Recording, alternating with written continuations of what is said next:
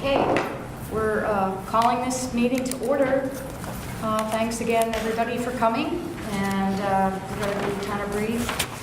I just wanted to introduce, well, Andrea Fox, our town manager. We met her the last council meeting, and she is sitting here today with us. Also is Dan Simons, our new council member, taking the place of Joanna Welch. So Dan is finishing out the tenure to May of next year.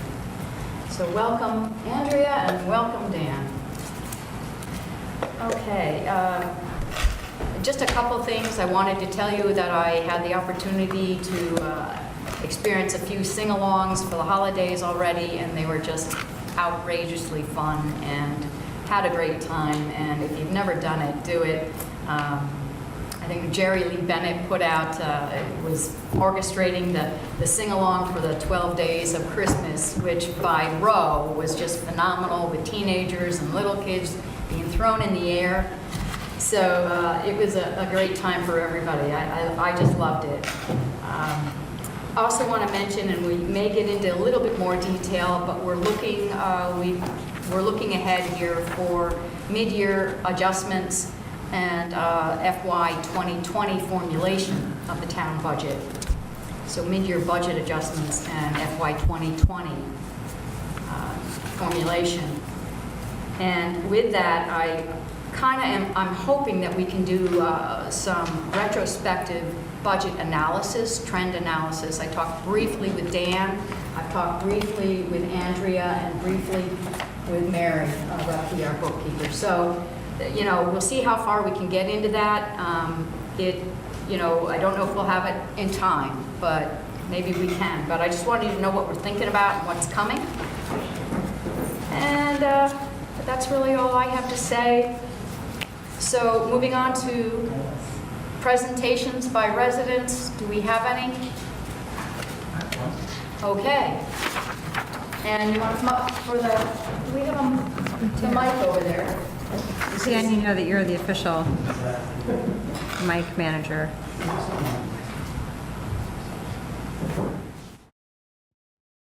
State your name, address, okay? I would be happy. Thank you so much. Thank you. I'm Bill Elwood. I live at 10700 Shelley Court, and I'm chairman of your archives committee. I know that I've lived here 14 and a half years, and if there's anything I have learned in my time living here, it's that governing Garrett Park isn't easy. And in fact, it takes an entire village to run Garrett Park, as well as raise children. But doing anything is easier when you have enough information to do that. And the archives has evolved substantially from its founding mothers and fathers, from a repository of historical information into a state-certified archives for both historical information and for all town governance records. It's done that to a great extent and built upon our beloved archives members through Ray Maxwell, our current archivist, and a nationally certified archivist. Under his leadership, he's reformed storage and gotten a lot more use out of our square footage, found a great deal more materials and collections in the materials we know that we had, and now he is clearing the attic of boxes and boxes of records and town council minutes and historical items, and combing them to decide what should be deassessed and what should be indexed and made available to the town and perhaps historians and others. He is the one who mostly wrote and was the signatory for the town's application for to be a for us to have state certification. But the council is still funding the archives at a budget that is its original mission, to be a repository for historical items. And if the town council and its citizens, many of whom continue to bring new tasks to the archives, just this past week, Martin Trokey brought us a new project that Nancy Schwartz and he had been running for quite a number of years, in which you place a cursor over a lot in Garrett Park and up will blossom all kinds of historical information about that. You may know that Nancy is not in her best health, and so they have both come to the Archives Committee to ask us to take that on, just yet another project that can be valuable to citizens and other people alike. We're happy to do that, and I'm sure Ray is happy to do that, but with a limit of 14 hours or so a week, 2 days a week, coordinating volunteers, continuing to comb the attic, the budget the archives currently has can't support that. And so if in your, when you look at the budget for the remainder of the year, I ask that you consider the resource, the increased resource the archives has become for you and all the citizenry, and to consider whether it is possible to fund it accordingly. Do you have questions? I do, Bill. That's very helpful. Do you happen to have any kind of proposal that you could give to the mayor and the manager for? Why, yes. Year? Councilman Schulpeasant. Oh, Yep. okay. Pass it on. Okay. Great. Is it gonna, am I jumping the gun? Is it gonna go on the agenda? No, Or- I haven't put it on the agenda for this. It should go on the agenda at some point, but not, I didn't plan on putting it on now. Have it on. Oh, sorry. Didn't plan on putting it on the agenda today, but I will send it out, yeah. Get a chance to look at it, okay?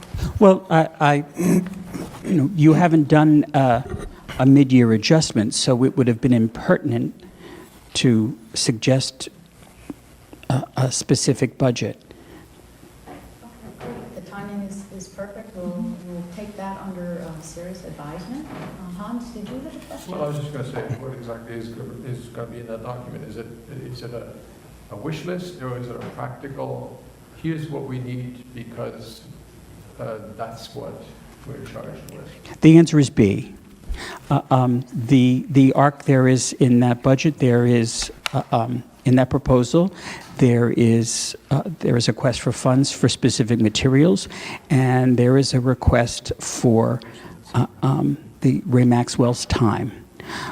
He even has broken it out into two salary levels, if you wish, one for kind of a discounted tasks that would be not require his license, and ones that would. Although, if Ms. Fox may already know or perhaps learn, when Ray is in the archives on Tuesdays and Thursdays, and over the last few months working on other things, he goes back and forth between tasks. So it's up to you how you decide to take him up on that. Also, as the council has no budget, 2 or 3 months ago, he asked for labels and a few other things for archival materials, and was told that was not possible because it was not in the budget, and so the archives would have to go without. So the materials in that budget are laid out for you. You're welcome. I thought we actually reimbursed him he paid for a few things out of pocket for the archives, and we reimbursed him. Thought I saw that recently. Okay. But, thanks, Bill.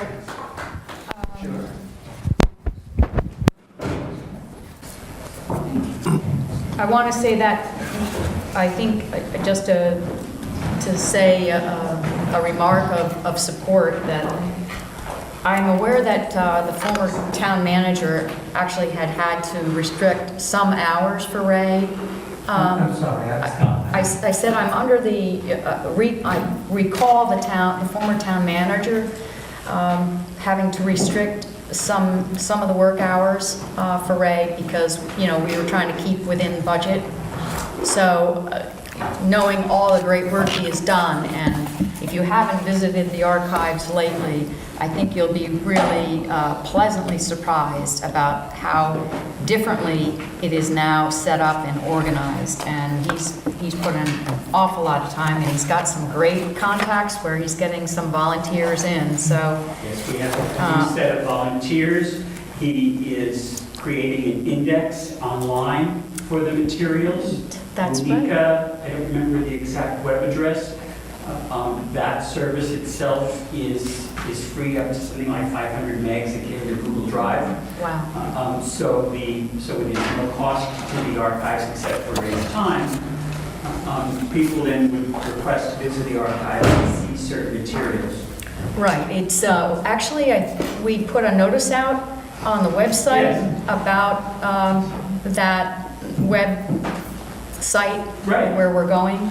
And what I understand is right now, at least, we're looking at vital records to populate that website. And again, just sort of major keywords of content so that, like you said, Bill, that if people go there and peruse, they can see what's available, and then they'd make the contact back to the archivist in the archives office to really pull some of those paper documents. So that's really exciting work. And I wanted to also mention, or Phil, do you want to mention the story about 1812 and the plan of the Brits to come and No. eviscerate Yeah. all legitimate, autonomy of the United States by getting rid of all documents that would have shown the independence, and you No, I'm not know even- that? Well, they took all the No. files, all vital records out of the White House. Charlie, do you know this? No. Oh, wow, okay. They took all vital records out of the White House because this is where it was being stored. Whoever the librarian of the day was back then, put him in a wagon and wheeled it out to his farm, this person's farm. Sure enough, because they were concerned that there would be a lot of destruction, and there was. But it safeguarded the vital records, so, to demonstrate, hey, we are here. Anyway, it was a pretty interesting story about that. And hence, why archives is vital. If I could just say something, I was going to say something. Sure, go ahead.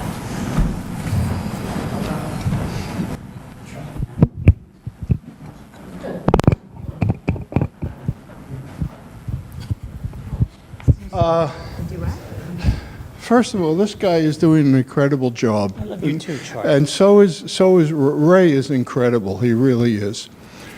So Karen. You, Where's For Karen the- just came Hey, in. hello, Karen. Karen is and on. Karen is, for those of you who don't know, this town has an incredible, fascinating history. And it's all in the archives. And it all has to be told. It hasn't been told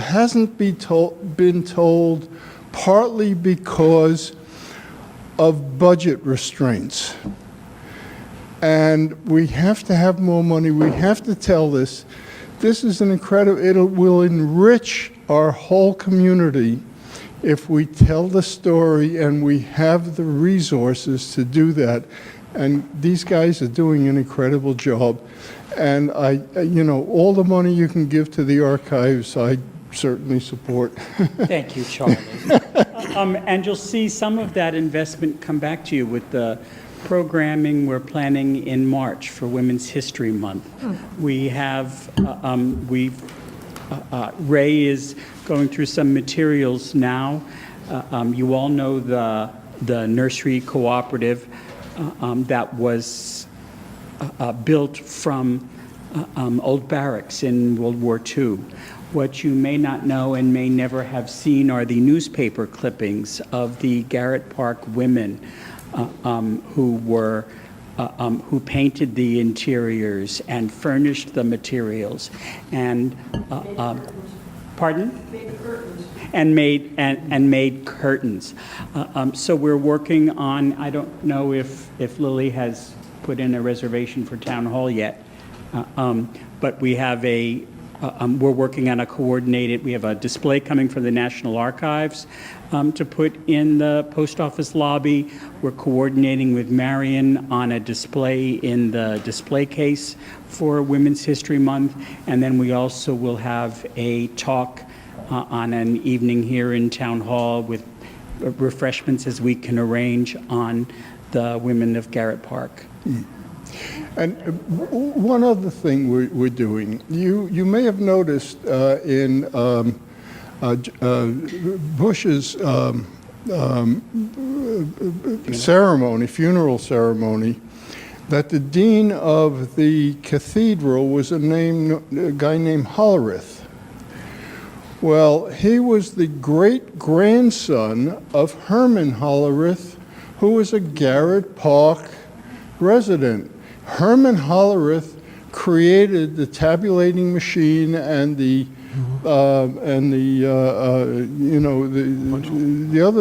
other thing that became the computer. Basically, he was the father of the computer, and he lived here in Garrett Park. One of the things we're trying to do is talk to the dean to see when Herman Hollerith was here, he had communications with his mother-in-law about life in Garrett Park, which is very important because when he moved here, he was sort of he was almost bankrupt, and he probably would have gone under if he hadn't gotten the contract to do the Russian census, and that made him money, and he went on from there. So Garrett Park has a very important part in the creation of the computer, and we're trying to get some more information on that, and these guys might be able to do something about it.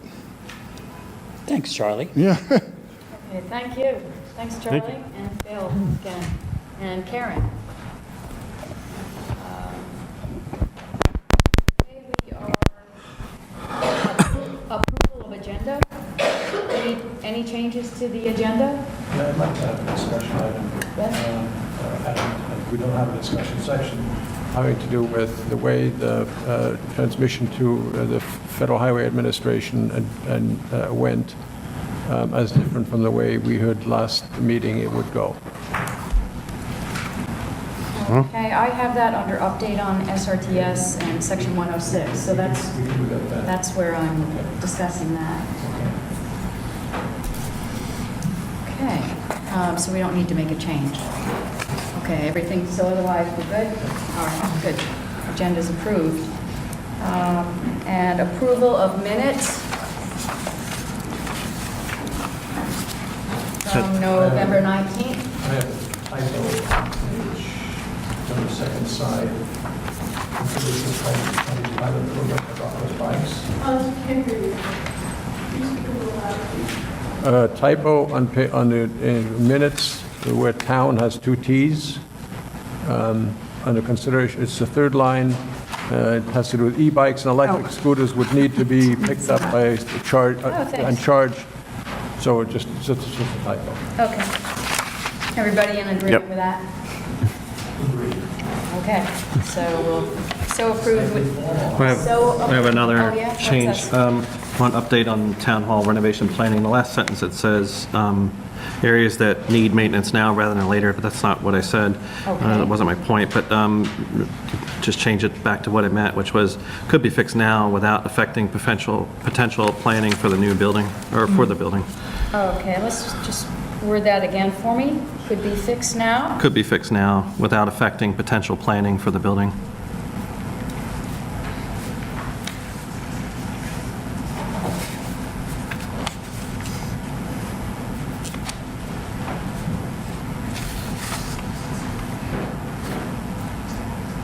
future plans Yeah, for the building. But you mean planning? Planning. Not just plans, but planning. planning, yeah. And the future plan may be to keep the building exactly the footprint that it is, but For Might- future planning, you said? yes. Okay, For so. Potential planning for the building Yeah, could be fixed now, without affecting potential planning for the building. for the building, good. Okay, with that change and the fix on the typo, are we all in agreement? Yes. Okay. It's unanimous.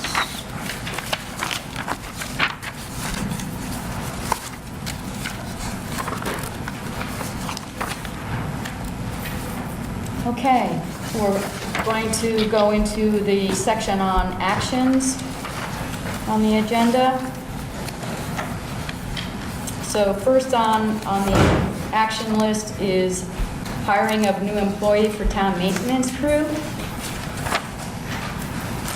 And I think we had sent out a hiring justification, request justification. Do you want to do that? Sure. Let me just preface, how about that? At the last council meeting, we had raised this for action, and it was duly noted that, you know, the council needed more time to assess this need and the cost, and to actually have Andrea, the new town manager, weigh in as well.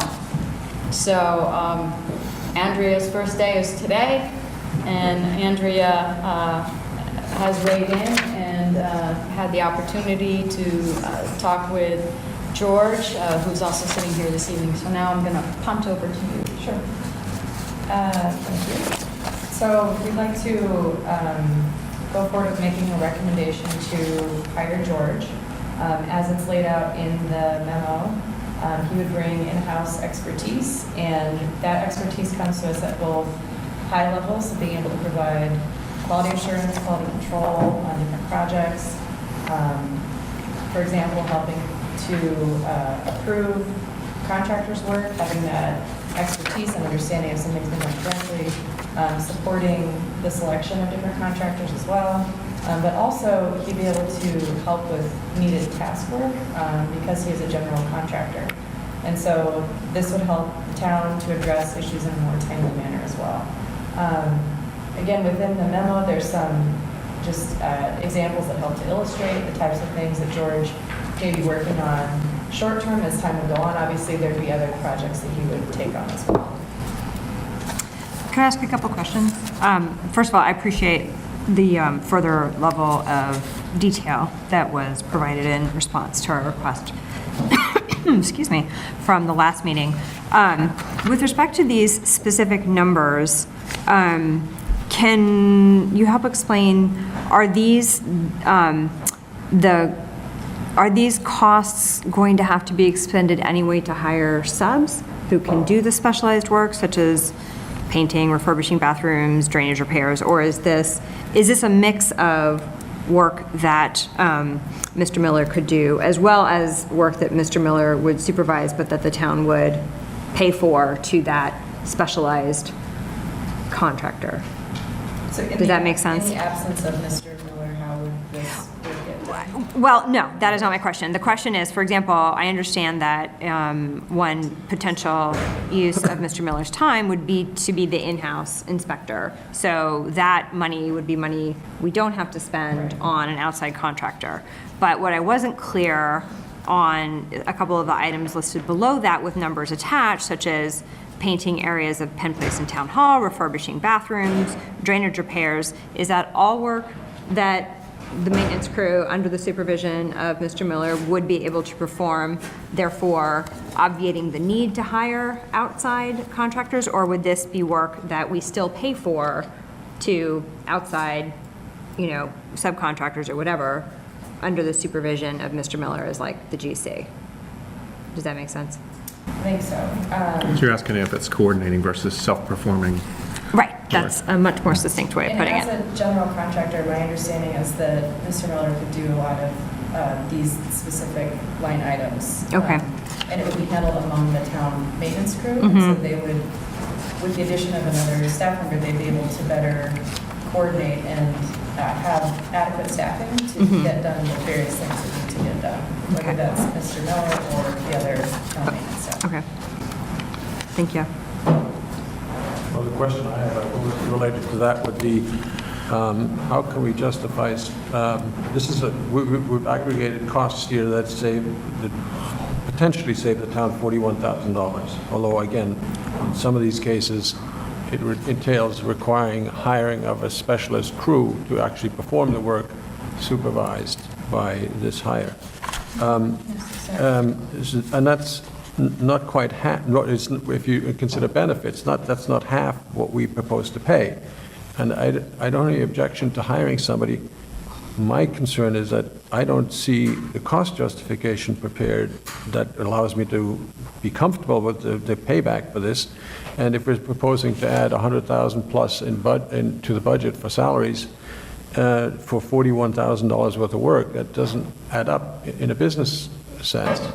I'm also concerned that one of the items listed here is a one-time only, by far the largest, $17,500, is a one-time only management of the and supervision of the inspection of the work being done on the proposed sidewalks. So I have a problem just with where's the rationale that we'd asked for last meeting that says specifically, here is the cost of what this new employee would be, and here's the savings that result. And 41 and maybe 100,000 with benefits don't compare. I don't see the payback here. I don't understand the logic unless you can expand it. And the other thing we had asked for last meeting was a more detailed accounting of the jobs that are now not being done or not getting done because we don't have somebody on staff to do them, and we aren't hiring somebody else to do it. So where's the problem? Is the fact that we have a backlog of work which isn't getting done because we've been remiss in bringing people in when we need them, or is it this is a one-time only need and we're hiring somebody in perpetuity? Sure. My understanding is that there are projects that are not getting done right now, that there's not enough staff to be able to get them done. And that's what we asked for last meeting, is to get a listing of that so that we can get a better idea of what that backlog is. I think that this list that's here is meant to illustrate some of the types of things that are getting done, but It's not complete. it's not a comprehensive list. I think that there's also probably a lot of, from my understanding in conversations that I've had with town staff, is that there are likely also things that are missed opportunities right now, that Mr. Miller has a lot of expertise that he would bring to various discussions or inspections or even determining appropriate contractors. And Mary, I'll turn it over to you if you have something to add. Hey, Andrea, no, that was great. You hit the salient points, I think. We were giving some of the numbers up here in the table, the tabular form.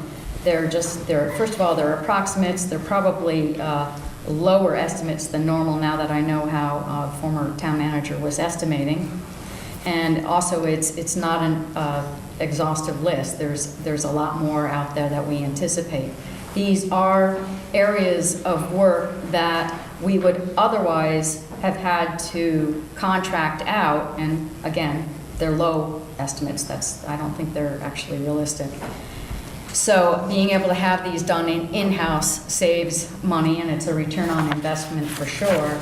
Also, you'll see that there's, some estimates that we were trying to show where, having somebody of George's caliber on staff and how that can also, look towards savings. For example, we mention it here, had we not gone with sidewalk leveling of the concrete along Waverly, we would have probably been out closer to $30,000. But in the end, we could do the sidewalk leveling, which is done all over DC, and, it only cost the town $3,200. That is George who actually found us, the contractor who could do this work. So when you look at But things let me- like that is a savings. If we hadn't done that, we would be out another $30,000. And that's a really nice point, but the fact is that George is not an employee when he came to us as a contractor and gave us that suggestion. We True. would have gone 30,000 maybe No, no, for no, no, a no, no, sidewalk. no. We retained George, we retained the person being proposed to be hired here as a contractor to the town, and he brought that solution to us without being an employee of the town. So what is it that we lose by continuing to use him as a subcontractor or as a contractor? What do we lose by keeping them as a contractor and not an If he brings employee? those kinds of savings to this town, All right, we lose the 41,000 and then some, as discussed up above.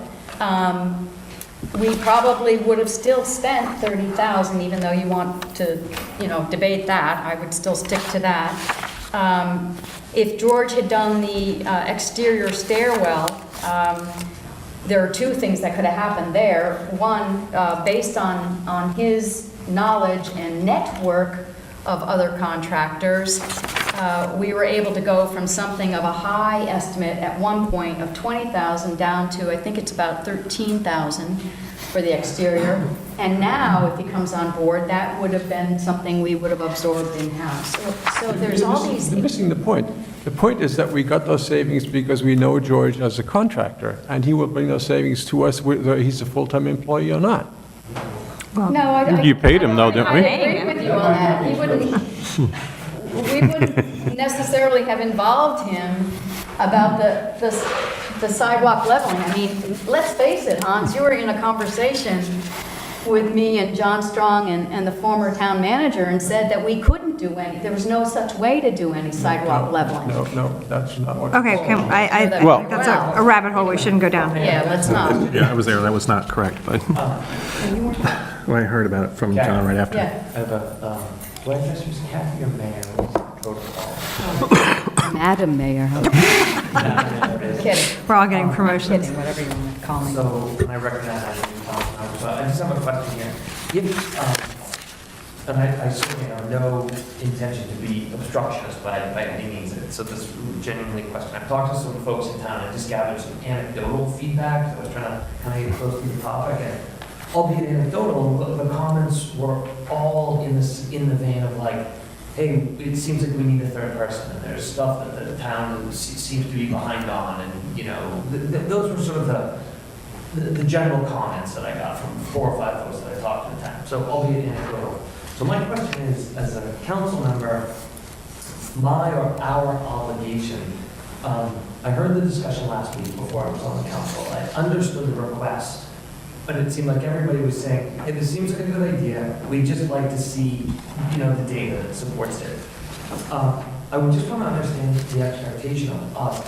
What is our bar of requirement? So when I read the memo, I understand it, I read it, and I would call it high level.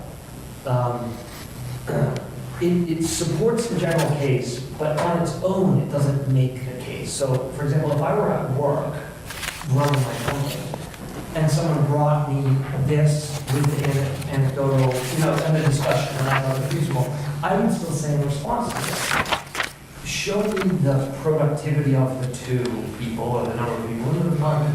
Show me the whole list of all the work to be done, of all of it. Like, how's the department being managed? And I would take the opportunity to dig into that, to the management of that department, validate its productivity, understand the list, understand what's been deferred, etc.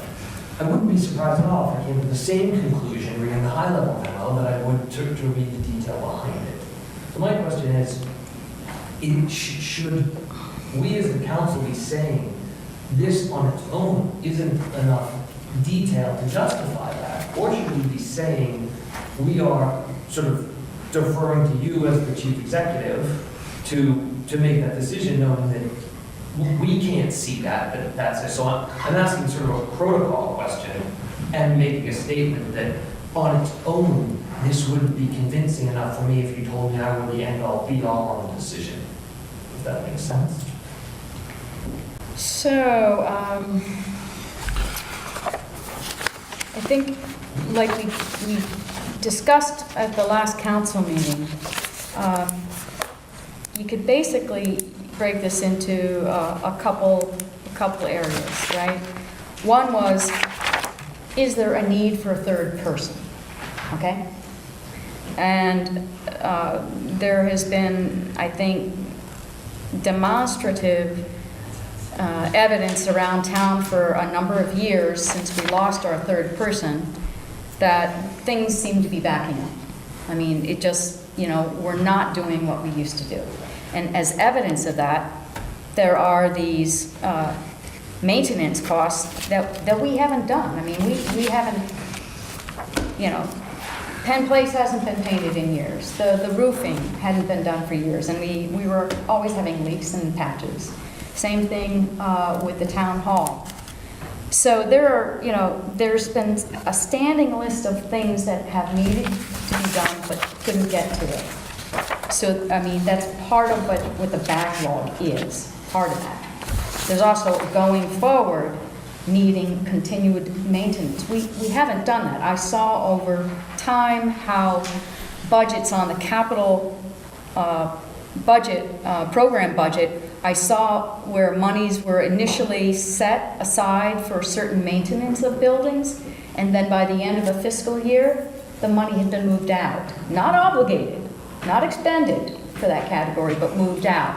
So I know there's evidence on a fiscal level where monies have been transferred out, and so we aren't doing what we need to be doing. So the second level, though, is back to cost. Stephen made a point last time, we may not be disputing that there's a third person needed, but is it needed at this level of cost? The cost is higher. And what we're trying to show here is what this person with this talent will bring and be able to save us money because it can be done in-house. And so, justifying why the cost is higher. Notwithstanding that there are things that with his quality control background, that he would also be just saving what we might consider unanticipated costs from work by vendors that we do have to contract with, where he could be the eyes and ears to go look at that work and say, you know what, that's not what was in our contract, or that was poor craftsmanship, go back, we need that fixed. So he's got that level of expertise that we've never had in-house before. So that, you can't even start to cost that out. So would it be fair to say then that this, and I'm all for upgrading talent, and I think that the board talent seems better, that maybe some of, for example, what I would be asking for, we currently can't seem to produce. Some things may not be, like I said about the quality assurance and maintaining, that we're getting our money, getting what we're paying for if we end up going out with a vendor to do something. And who currently manages the department? And again, so I don't know how it works. Okay, so I think my sort of probably final 2 cents on it is, since it's your first day, mine too, welcome. I don't know how you would have a sense right now of the level of productivity. But I want to be supportive. If you feel like you can already see that and you're trusting, it's just, for me, it's hard for me to say, this doesn't tell me about productivity, lack of productivity, what's the to-do list, what's getting done, what's there. So that's sort of what I thought we were going to be getting, was like a really detailed list of, like a project planner and an department planner, what's happening. Mm-hmm. But as long as that's at least what we're getting to, I don't want to state my expectation. I don't want to ask you for something that you're just going to have a homework assignment and then not be able to produce because it's, quite frankly, not currently organized to that level. But nor did I want to support something that I felt was missing the level of depth that I know frankly in our professional jobs, any one of us would produce, or Right. potentially more than this to get a job approved. So, if I might jump in, sure. So that was a discussion that Andrea actually asked or had with George. One of the key point was, can we get a list of what is outstanding that needs to be done or that hasn't been done for a number of years? While this costs out a few things, George was able to speak to more specifics about going around and actually, it's not like creating a punch list, but here's all the things that has been observed that actually need to be done that we haven't been able to do because we just don't have the bandwidth right now with the two guys, nor always the skill set to do it. I also want to make one other point. I don't, a discussion for another time or not, but this reminds me of something that came up a number of years ago with the archives. And it was only the archives that had ever been asked for an incredibly detailed list of costs and work that never before had been asked and, really hasn't since been asked. And it hasn't been asked of any of the committees. I know we're talking about a person, but this overly, to me it was overly prescribed request of right down to the number of boxes and things remaining and maps and, it was really something. Now, part of this is a trust. We recognize the need. Everybody has recognized the need for a third person. And the question here is the cost of what it would be to bring on somebody of this caliber is more. But it's not more than what we currently have for our supervisor, maintenance supervisor. He makes more than this. But this person that we're looking at here as the candidate actually has even more experience. So where do you draw a line on trust and say, okay, we recognize all this. We know we're going to get more for our money by hiring this individual. And there's more, I think, justification coming once he's on board and can produce these kind of punch lists, if you will. And that will go back into what you do with budget formulation and your mid-year adjustments and your fiscal year 2020 formulation. That all just comes, it rolls in. That's why it's all important to have this information ahead of time. I know I kind of got off on a little subject, but side subject, but. Some good discussion here, and I think a punch list is kind of one thing, but it's what we're describing is almost a little bit similar to what I do for a living. Go to a hotel, figure out not just what has to be done, like things that have to be fixed, but more getting the next chapter, what's going to make it a different place that's better and people want to come here and enjoy it more. So I think there's a lot of value to that, but I got to say, and then there are some good things. Like a couple months ago, I went up on the roof with Frank, but I was kind of on my own, like trying to look at it because he didn't seem like he was comfortable making a lot of comments on the condition and things like that, which I feel like George would probably be, very comfortable doing it. I don't know you, George, but I'm Stephen. And then the sidewalk, I think it's an interesting idea to level it, but I pointed out a couple of different things. I don't know that it's really a complete project. You've got a hillside on the side of that. We don't know whether it's going to wash out in a year or wash out in 5. And we don't know if you're doing something, if it's leveled out, but it's still, if somebody who's on a wheelchair or a bicycle or something like that loses the edge, they're going to go right down the hill. So typically... Right. We actually are going to talk about that, Stephen, in a little more detail. I think Andrea's got that on her list to talk about. Okay, I think that's fine. You'll hopefully be encouraged by what you hear because it's not quite done. Not quite. It's not quite done. Okay, And we yeah. actually we even talked with George about that a little bit. So. Yeah. My point is, it's just some of those projects are a little bit more holistic than just the first thing. So it helps to have another voice in it, but it also helps to look at things holistically.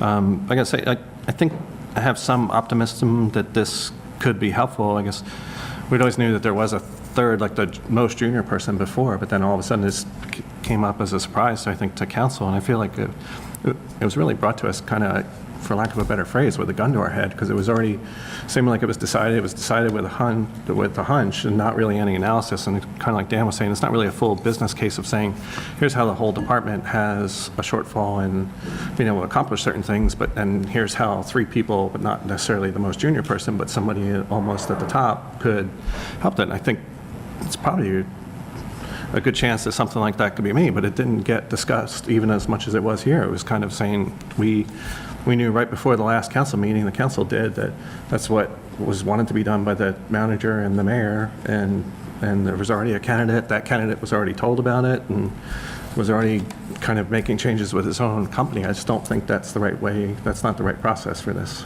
Right, I think we acknowledged that, although we did also say we thought that we had given a couple weeks' notice about it, and then even before that, I had mentioned it because one of the candidates for the town manager position had even mentioned it in his conversation that he had had with the prior town manager. So, we were Little hoping to small get this mentions out are there, not but- having this discussion. But we acknowledged it last council meeting that a process is one thing, and yes, that was it.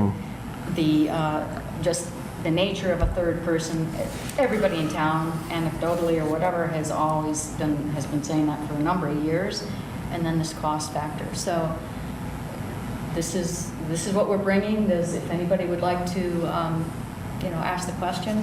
I have another Motion? question Okay. before that. And Phil, did you have any questions? Because you haven't been.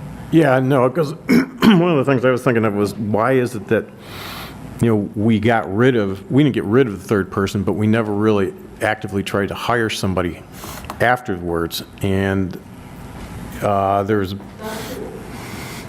It didn't work out. but it didn't work out. But that was very short term, and then Gene decided he would do it too, because we could use somebody in town who does maintenance work on a spot basis as work got heavy, and that's what we've been doing.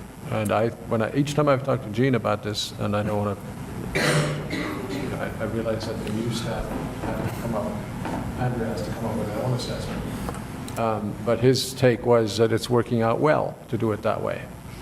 Well, It's I'm gonna have working to out well. disagree because I Well, disagree with some of the conversations that he and I had. Well, I'm going to have to disagree because I've had conversations with Gene, and Gene has admitted that we really are short.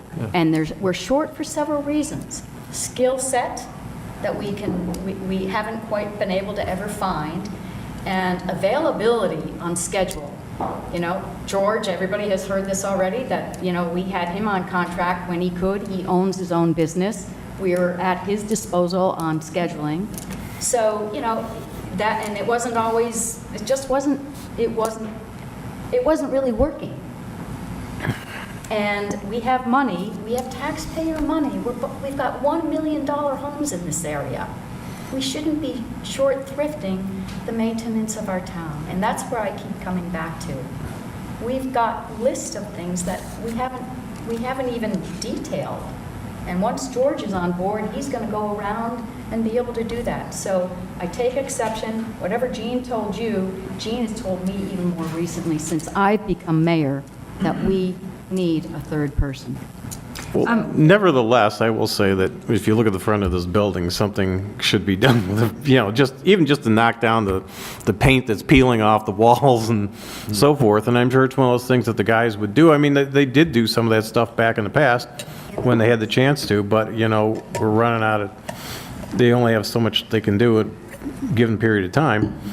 So, Seems like landscaping's taking up a lot of their time. The last time, any painting on the exterior for Penn Place was done by Butch was when Jose was here, and Butch had some time to be able to go and paint, and that could have been about 8 years ago. It could have been 6 to 8 years ago. and the other thing is, do they have enough time to do, shall we say, personal enrichment, to go take training classes or do other things like that, That's true. in their schedules? I mean, they should be offered the opportunity to do stuff like that. And if you're basically always chasing behind the 8 ball, it's going to be difficult. So, I mean, that would be another good reason for George to be here. And then the last one I would say would be, at some point we have to look at succession and you know, can we have somebody else who could step in if necessary to do something? And George may be a good candidate for that. Or when Butch is on vacation. Yeah, that's exactly. They haven't wanted to take vacations. They get, Well, and- so they lose vacation. And we know about that trouble. Hold them to a use or lose policy, and, you know, they're always losing vacation. And then there's overtime, which we didn't capture here, I don't think, so. Let me ask a very specific budget question. I understand from the proposal that essentially for the remainder of this fiscal year, we have sufficient money to pay the, at least the salary, because we have about $40,000 available, although that wouldn't cover, you know, payroll taxes and benefits and so forth. But just looking at the $80,000 salary proposal against our current FY 2019 budget of $360,000 for salaries, you know, not having subtracted the $40,000 or whatever, but just as an apples to apples, the $80,000 would be about a 20%, give or take, chunk of that would be increased. So, you know, I understand where the money's coming from this year. My general understanding is that next year, going into the entire budget planning process, we have to make appropriate allocations, and maybe money comes out of, we were going to pay for this contract or something like that, and could be reallocated into salary. I just, you know, but as an overall budget impact, you know, I just want to be assured as a council, since we have to make this decision, and it is, you know, an ongoing obligation until such time as, you know, there's a parting of the ways for whatever reason, that, you know, this is absorbable into our, like, at least what we have right now in terms of future projections for what we might be doing in the next budgeting process with, you know, salary, benefits, overtime, you know, all these various pieces, parts that are incorporated into the personnel category. So I certainly hear the justification, but I'm just, you know, this is what we have to look at. Are we going to have the money? We have carried over $500,000 in 17 into 18, and 18 into 19. We've carried another $250,000. We have doubled our capital program budget, doubled it in just the last 4 years. And yes, I am confident with a 99.9% confidence rate that we have enough money to be able to do this. I was hoping that I could get a salary myself as mayor, but I guess I'm way off on that. I wouldn't mind one either. Stand in line. Yeah. Hey there, why would we consider a 6-month trial period for this? Yes, I'm a fan of George, I like his work on stuff. I don't know why we would consider doing this for 6 months, and then you have some limited expenditure, but you can also say, hey, we'll get fixed up. So, Come back to town and say, yeah. this is what occurred. Typically, there is a 6-month probationary period. I believe I'd have to look in the That's personnel different, policy. That's But, well- That's different than saying, hey, we're in contract for 6 months, let's see what you do, and then we'll make a larger decision after that. Probationary period is. Well, you know, I hear you, you know, and we'd taken that tact with others that we thought we could maybe just bring on for a short contract period, and we knew it couldn't work. It wasn't going to work with personalities currently on staff, and this one seemed like a sure fit. And secondly, the person, you know, sorry just to be airing all this, but, you know, George has a business, he's divesting. That he owns the business, he's already divesting. So I don't know that it would be fair to have, you know, to consider George in this circumstance for 6 months, and he's divesting everything, and then say, okay, we're not going to take you on now. We're going to have a huge expenditure with this building we're in right now over the next couple of years. And George is going to be right on top of it. He'll be able to save us a ton of money managing that as the construction manager. for this job, he'll be able to save us a ton of money. I agree. That wasn't, I don't think that was figured into any of these numbers. Probably, no, I can tell you they're not. And that's, I think what we asked for last week, is give us an enumeration of those things so that we can see where the cost is justified in the long run, as opposed to looking at $41,000 of savings in the next fiscal year. I think if myself and Todd and Dan sat around a table, and Chris, we probably could come up with that kind of thing. This was not very thorough, what was come up with, but I have a lot of optimism that it's a good idea to do this. I know that the former town manager was reaching out to you for some estimates on this town hall. I don't know if you Yeah, that's got the them second, to him or not. the second line. So, this is, as Andrea said, it's an illustration. It was not in the very specific details, but it's to highlight the character of this person, the quality of this person, cost savings of this person coming in-house. I don't know why we keep talking about it. I just wish we would have talked about this 2 months ago before it all came in. It was announced to us when it was already decided. Now we have to sit here and discuss all this detail, and somebody's given an indication that they have a job and divesting a business. I just don't think that's a good process. I agree, but we are where we are. But stop doing And I it. would also say that, I don't know that this kind of in-depth, microscopic, what I would call micro review of budget cost for an individual has ever been done on anybody prior who's on staff. I have a question. I'm just saying. I've been to the last couple of town council meetings, and I'm just a little confused, because it seems to me that the council has spent more time talking about the validity of writing the list of what this new employee would do than it would actually take to write the list. I mean, it seems like a very simple thing. Like, okay, we're going to hire this person, here are their duties, done. The job description is within the packet. Okay, so then what is Hans asking for that seems to be so hard to accomplish? Because I understand there seems to be a difference of opinion. I mean, you're saying that people have never asked for this level of detail before, but then I'm also hearing on the town council that they're saying, hey, this is just good business practice, just to have this documented somewhere.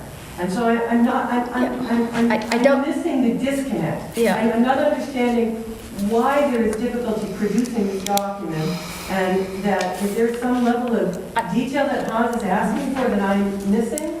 No, I don't think that, Steph, I don't know if you saw the hiring request with the numbers in here. This was illustrative. It's not completely an exhaustive list. When you get into contract work, as anybody knows, there may be, findings and issues and problems that'll come up that we don't at this point in time know.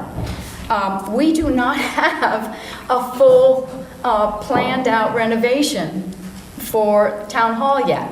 But if we knew, we'd be able to then take maybe a percentage piece of what the independent oversight cost would be, which is what we've already done with the SRTS, the Safe Routes to School, and where George is going to be able to step in, the State Highway has already said, yes, we're going to be able to allow George to do some of the oversight, the independent oversight, and we know that figure, roughly. So there's things that... I'm just a little confused between what most of the board is asking for, right? I hear a lot of people on the town council saying, can we have this? And then I hear you giving a lot of responses, but then I'm hearing that the board isn't satisfied. And as a listener, as a townsperson, I'm just a little confused as to where the disconnect is. What is the gap between what the council is asking for? Can you tell me, what is the council, like specifically, what is the council asking for that they don't have yet, that they are asking you for? And is it hard to give it to them, or is it easy to give it to them? I think I can answer that. I think you already said it earlier. So I think we're looking for what we would consider like a detailed business case or a justification with like a list of tasks and dollars along with the overall look of the department. Like, what does this department do? What's here? Show us the... When I hear there's a backlog, my response is, oh good, that means there's a list of the backlog. If you can't produce the list for me, then I say, well, how do you know there's a backlog?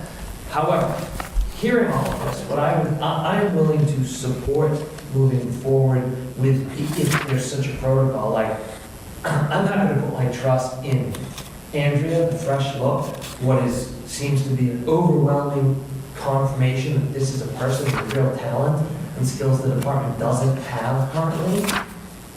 I'm not gonna ask the same questions again if they can't be answered. I'd rather hire someone with the talent and answer them, right? We've got an architect, and we've got other skills, and we've got townsfolk who help with this, so I think to me it sounds like, at least I'm willing to say, okay, move forward with the expectation that we're gonna start to manage our facilities departments like we would in a real business. And that we're currently unable to do that. So I don't wanna keep going around in a circle on that, but at least for me, I would wanna be on the record that the management of it doesn't currently meet my expectations. So hire some talent and let's get clear going forward. And by the way, if you can't get clear, then I don't know how a town hires and fires people. I'm sure I can learn how that happens, right? But I would imagine that no decision is permanent. And if it turns out to be wrong, or can't manage the productivity, so that's, in the spirit of progress, that's what I'm saying. Because otherwise, the lack of progress, I don't think is going to get us anywhere. We're going to have the same conversation, the townsfolk yelling at us, saying that we can't seem to get out of our own way. Well, to that end, I will say that I move that we